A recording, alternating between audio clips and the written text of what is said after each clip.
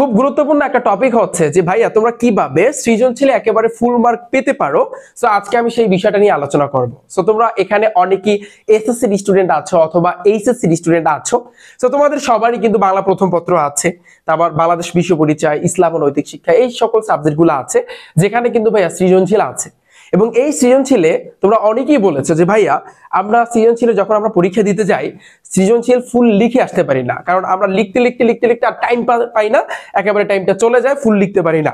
তো আজকে আমি যে বিষয়টা বলবো যে ভাইয়া তোমরা যেই টাইমটা তোমাদেরকে দিবে এই টাইমের ভিতরে সৃজনশীলগুলো কিভাবে কভার করবা, এবং এরই সাথে সাথে যে এই ক নাম্বার, খ নাম্বার, গ নাম্বার, ঘ নাম্বার টোটাল কয় পৃষ্ঠা তোমার লিখতে হবে, কোনটা কতটুকু লিখতে হবে, এই বিষয়টা ভাইয়া তোমাদের সাথে আলোচনা করবো। যে তোমার টার্গেট হইছে যে সৃজনশীলে তুমি যেন ফুল মার্ক তুলতে পারো। ওকে, আচ্ছা পয়েন্টে আসি ভাই। দেখো এইখানে যে উদ্দীপক, দেখো একটা সৃজনশীল আমি তুলেছি এবং এই সৃজনশীলের উদ্দীপকটা এটা হচ্ছে এসএসসি বাংলা প্রথম পত্র থেকে আমি নিয়েছি। আচ্ছা একটু দেখো, খেয়াল করো, এইখানে তোমরা জানো সৃজনশীলে কিন্তু এই যে ক নাম্বার, খ নাম্বার, তারপর ঘ নাম্বার এবং ঘ নাম্বার চারটা কিন্তু কোশ্চেন এসে থাকে।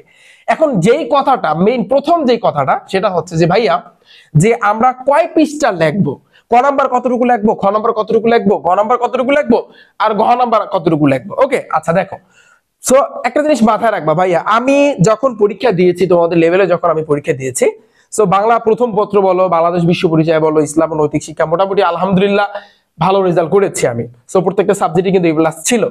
এখন এই এ প্লাসটা কিভাবে পাইছে, এর কারণ হচ্ছে কিন্তু ভাইয়া এই লেখার ক্ষেত্রে কিন্তু কথা আছে। যেমন অনেকে বলে যে ভাইয়া লিখতে লিখতে লিখতে লিখতে টাইম চলে গেছে, যেমন বাংলা প্রথম পত্রে 7টা সৃজনশীলের অ্যান্সার দিতে হয়, অনেকে 6টা দিয়ে আসে। সো তুমি যদি 6টা দাও একটা বড় একটা বোকামি করলা ভাইয়া, কারণ এই বোকামিটা করা যাবে না। তোমার 7টা সৃজনশীল যদি তোমাকে দিতে বলে তোমার 7টার কিন্তু অ্যান্সার দিতে হবে। তুমি কিভাবে দাও, কেমনে দাও, এটা তোমার ব্যক্তিগত ব্যাপার, বাট দিতে হবে, দিয়া তারপর হল থেকে বের হইতে হবে, নাহলে তুমি ধরা খাবা ভাইয়া, কঠিন লেভেলে ধরা খাবা, তোমার এই প্লাসটা মিস হয়ে যাবে। সো এই প্লাস যেন মিস না হয়, সো এই জন্য তোমার কি করতে হবে এটা নিয়ে আলোচনা করবো। আচ্ছা পয়েন্ট আসি ভাইয়া, আমি যদি তোমাদেরকে দেখাই একটু অ্যান্সার গুলো দেখাই। ক নাম্বারে দেখো ওই যে বাণীকণ্ঠের ঘর কোথায়, ক নাম্বারে যেগুলো আসে জ্ঞানমূলক ভাইয়া, এগুলো তুমি ইচ্ছা করলে এক লাইনেও দিতে পারো, দুইটা শব্দের মাধ্যমে দিতে পারো, বা 2 লাইনেও তুমি দিতে পারো। ওকে, এটা নিয়ে প্যারা খাওয়ার কিছু নাই। এইগুলো আমাদের কিন্তু ক নাম্বার, যে ভাইয়া বলবা যে ক নাম্বারের অ্যান্সারটা আমরা কয় লাইনে দিব, এক লাইনে বা 2টা শব্দেও দিতে পারো বা 2 লাইনে, এটা নিয়ে প্যারা নেওয়ার কিছু নাই, কারণ এটা জ্ঞানমূলক, যেটা কোশ্চেন করবে ওইটা টাচ করে অ্যান্সারটা দিয়ে দেবা, ডান। পরে আসি ভাইয়া খ নাম্বার, দেখো কি বলছে, নদীকে গৃহস্থ ঘরের মেয়ের সাথে তুলনা করার কারণ কি। খ নাম্বারটা হইছে কিন্তু ভাইয়া অনুধাবনমূলক। তুমি জানো ক নাম্বারে মার্ক হইছে কিন্তু 1 মার্ক, খ নাম্বারে মার্ক হইছে কিন্তু ভাইয়া 2 মার্ক, এটা কিন্তু সবাই জানো না। এখন 2 মার্কের জন্য ভাইয়া তোমার 2টা স্টেপ লিখতে হবে। ক্লিয়ার, আমার কথা বুঝতে পেরেছো? 2 মার্কের জন্য 2টা স্টেপ, 3 মার্কের জন্য 3টা স্টেপ, 4 মার্কের জন্য 4টা স্টেপ। ক্লিয়ার, আমার কথা বুঝতে পেরেছো? তাহলে তুমি দেখো, তো এই 1 মার্কের জন্য আমরা একটা স্টেপে আমরা সারছি। এখন স্টেপ মানে কি, দেখো এই একটা স্টেপ, এই একটা স্টেপ, এটাকে বলা স্টেপ। তাহলে এই 2 মার্কের জন্য, অর্থাৎ এটা হচ্ছে অনুধাবনমূলক প্রশ্ন।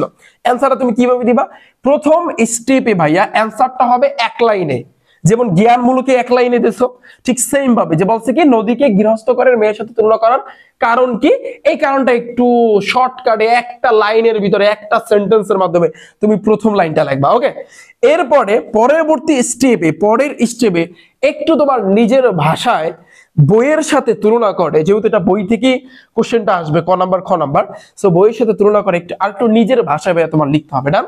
ক্লিয়ার, বাট 2টা স্টেপে লিখতে হবে। কয় পৃষ্ঠা লাগবে এটা একটু পরে আলোচনা করি। দেখো এরপর আসে, এই গেল ক নাম্বার, খ নাম্বার। ঘ নাম্বারে তুমি জানো ভাইয়া 3 মার্ক, তাহলে 3 মার্কের জন্য 3টা স্টেপ, এই একটা স্টেপ, এই একটা স্টেপ, এই একটা স্টেপ। বলো ভাইয়া স্টেপ গুলো লেখার সময় কি এইভাবে ফাঁকা রাখতে হবে না, তবে লেখার সিস্টেম কি, দেখো উদ্দীপকে অনুপমের সাথে শুভা গল্পের কোন চরিত্রের সাদৃশ্য রয়েছে। এই ঘ নম্বরে কোশ্চেন করে যে সাদৃশ্য আছে কি নাই, মিল আছে কি নাই, এই সব। সো প্রথম স্টেপে তোমার অ্যান্সার হবে যদি সাদৃশ্য থাকে তাহলে তোমার লিখতে হবে যে উদ্দীপকে অনুপমের সাথে শুভা গল্পের যে এই চরিত্রটার সাদৃশ্য আছে, এটা 1 লাইনে তোমার দিতেই হবে। গেল আমাদের এই স্টেপটা। দ্বিতীয় স্টেপে ভাইয়া অনুধাবন। এই প্রথম স্টেপটা জ্ঞানমূলক, ওই যে ক নম্বরে যেভাবে অ্যান্সার দাও।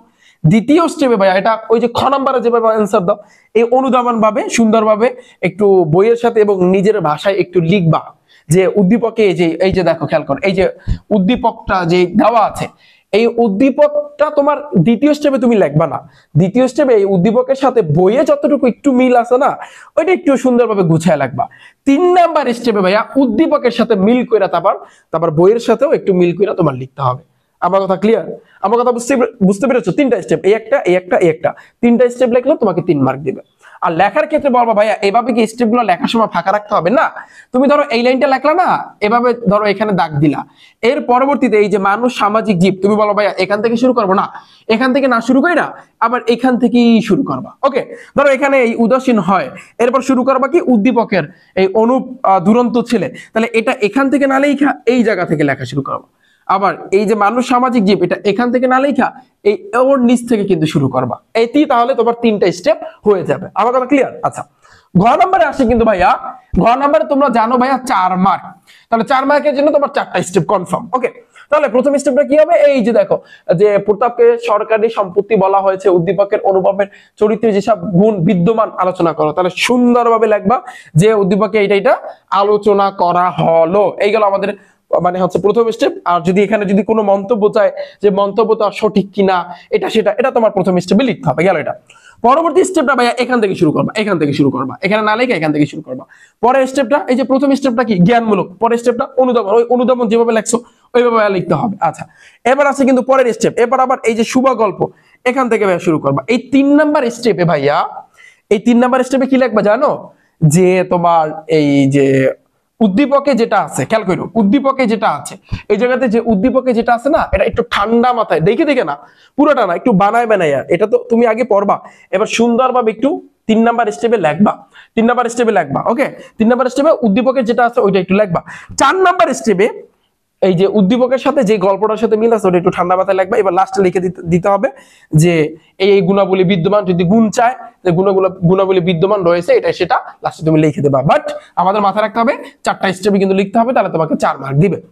গেল আমাদের সৃজনশীল লেখার কিন্তু সিস্টেম এটা, শুধু বাংলা প্রথম না, এটা তোমার হচ্ছে বাংলাদেশ বিশ্ব পরিচয়, ইসলাম ও নৈতিক শিক্ষা, যেই সাবজেক্টগুলো আছে যেখানে তোমার সৃজনশীল আছে। ওকে, আচ্ছা এখন পয়েন্ট আসি ভাইয়া, এখন যেই কথাটা বলবো সেটা হচ্ছে ভাইয়া তোমার কয় পৃষ্ঠা লিখতে হবে। শোনো, মাথায় রাখবা যে জিনিসটা আমি দেখাই তোমাদেরকে, যে সৃজনশীলের ক নাম্বার এবং খ নাম্বার যেভাবে হোক ভাই 1 পৃষ্ঠার মতো আটকাইতে হইবে, 1 পৃষ্ঠার মধ্যে, একটা পৃষ্ঠার ভিতরে ধরো এই একটা পৃষ্ঠা, এই পৃষ্ঠাটার ভিতরে তোমার ক নাম্বার এবং খ নাম্বার, এই ক নাম্বার এবং খ নাম্বার তোমার লিখতে হবে।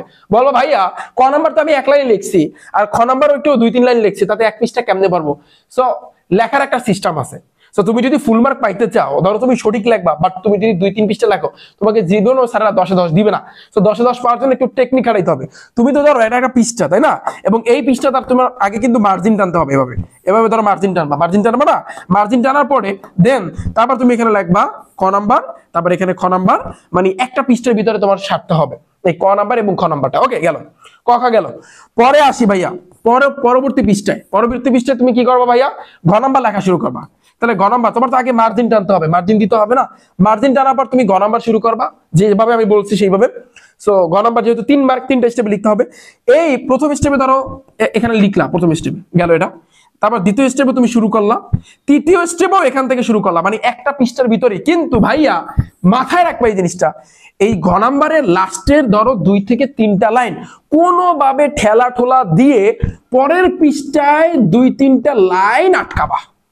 আমার কথা বুঝতে পেরেছো? কি বললাম যে ভাইয়া তুমি ঘ নাম্বার একটা পৃষ্ঠার মধ্যে লেখবা, ঠিক আছে, ধরো লিখতে ধরো 2 থেকে 3টা লাইন একটু তোমার, এটা প্রত্যেকটা সৃজনশীলের ক্ষেত্রে রাইখে দেবা। কেন এই 2 থেকে 3টা লাইন তোমার অপর পেজে 3টা লাইন যেন তুমি আটকাইতে পারো, এতটুকু যেন, মানে 3 ভাগের 1 ভাগ যেন আটকাই ফেলতে পারো ঘ নাম্বার দ্বারা।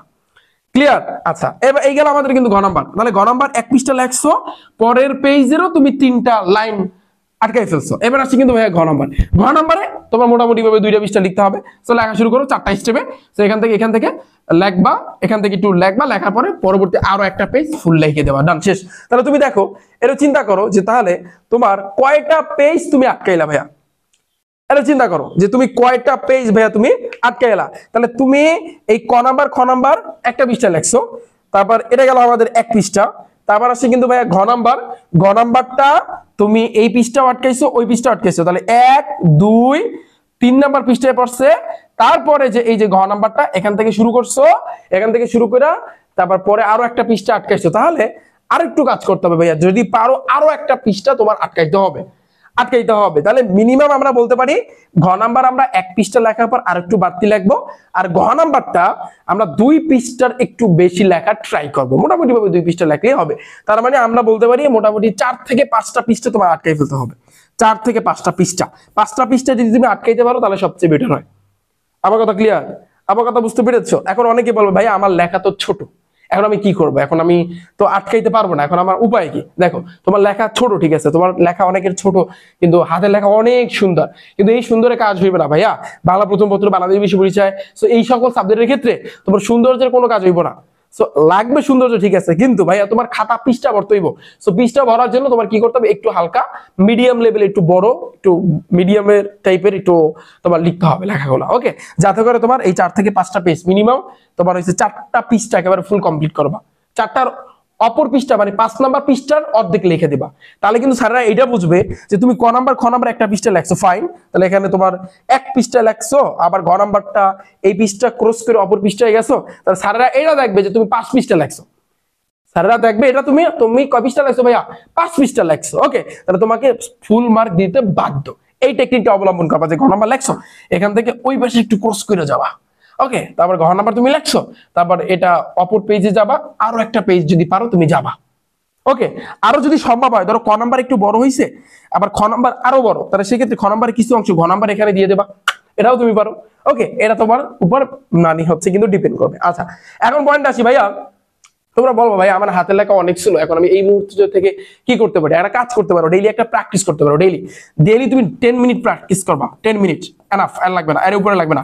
ডেইলি তুমি 10 মিনিট প্র্যাকটিস করবা জাস্ট হাতের লেখাটা দ্রুত করার জন্য। তুমি কিভাবে প্র্যাকটিস করবা, কি নিয়ে প্র্যাকটিস করবা? তুমি যে কোনো একটা সৃজনশীল নিবা, সৃজনশীল নেওয়ার পরে জাস্ট ক নাম্বার, খ নাম্বার, ঘ নাম্বার, এই 4টা কোশ্চেনের অ্যান্সার দিবা। যে কোনো একটা সৃজনশীল, বাংলাদেশ বিষয় পরিচয়, বাংলা প্রথম পত্র, তারপর হচ্ছে ইসলাম নৈতিক শিক্ষা, যে কোনো সাবজেক্টের যে কোনো একটা সৃজনশীল তুমি নিবা, ডেইলি একটা সৃজনশীল নিবা, তারপর তুমি 10 মিনিটের মধ্যে লেখা ট্রাই করবা, জাস্ট ডেইলি লেখবা। এবং আমি যেটা বলছি যে মিনিমাম 5 পৃষ্ঠা, দেখবা 5 পৃষ্ঠা তোমার আটকায় কিনা। ডেইলি বা 10টা মিনিট টাইম দাও, ডেইলি তুমি যদি এভাবে 10-12 দিন ট্রাই করো তাহলে হয়ে যাবে, তাহলে এর উপরে লাগবে না। দেখবা তুমি 5 পৃষ্ঠা 10 মিনিট বা 15 মিনিট বা 20 মিনিটের মধ্যে তুমি লিখতে পারতেছো, ওকে। এটা তো টাইম থাকে যে ভাইয়া এই টাইমের ভিতরে লিখতে হবে, এটা তো তোমরা জানো। আচ্ছা, তো এই ছিল কিন্তু তোমাদের জন্য যে ভাইয়া তোমরা কিভাবে সৃজনশীলে ফুল মার্ক তুলতে পারবে। তো সবাই ভালো থাকবে, সুস্থ থাকবে, দেখা হচ্ছে ভাইয়ারা তোমাদের সাথে পরবর্তী কোনো ভিডিওতে। সাথী তাইকু রিফাত একাডেমি ইউটিউব চ্যানেল এবং ফেসবুক পেজে। আল্লাহ হাফেজ।